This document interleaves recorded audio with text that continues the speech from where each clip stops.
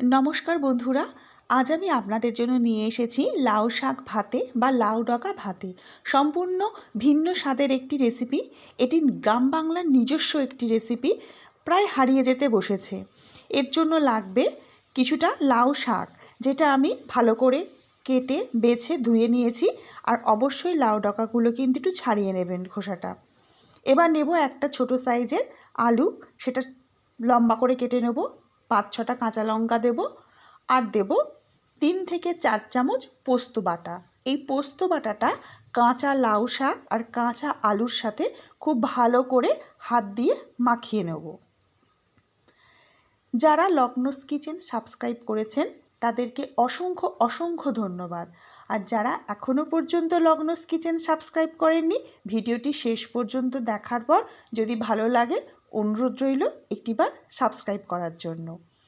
এবারে এই শাকটার মধ্যে দেব প্রয়োজন মতো লবণ, আর দেব কিছুটা পরিমাণ কাঁচা সর্ষের তেল, মানে এখন 1 পলা সর্ষের তেল দিয়ে নেব। তারপর ভালো করে আরেকবার হাত দিয়ে মাখিয়ে নেব। ভালো করে মাখানো হয়ে গেলে একটা টিফিন বক্সের ভেতরে এটা ঢেলে দেব। টিফিন বক্সের ভেতরে কিন্তু কোনো জল দেব না, শুধু এই শাক মাখাটা এর ভেতরে ঢেলে দেব।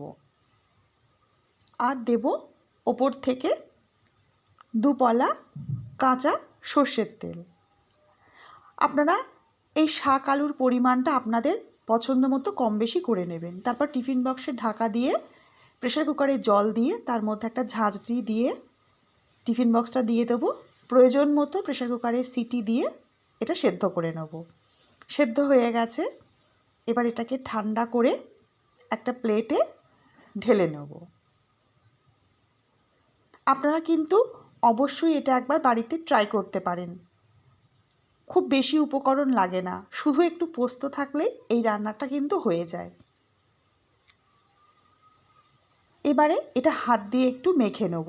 কাঁচা লঙ্কাগুলো ফাটিয়ে চটকে নেব, আর আলুগুলো একটু ভেঙে নেব। একদম আলু ভাতের মতো মাখবো না, একটু ভেঙে নেব। যদি প্রয়োজন হয় এখানে একটু লবণ দিয়ে নেবেন, কারণ সেই মাখানোর সময় একটু লবণ দিয়েছি। এবারে দেব ওপর থেকে 2 থেকে 3 পলা মতো কাঁচা সর্ষের তেল। এই কাঁচা সর্ষের তেল দেওয়াটা কিন্তু খুব দরকার। গরম ভাতের সঙ্গে এটা খেতে কিন্তু খুব সুন্দর লাগবে। আর একবার ভালো করে মাখিয়ে নিতে হবে। এবারে একদম রেডি লাউ শাক ভাতে বা লাউ ডগা ভাতে। নমস্কার, ফিরে আসবো নতুন কোনো রেসিপি নিয়ে।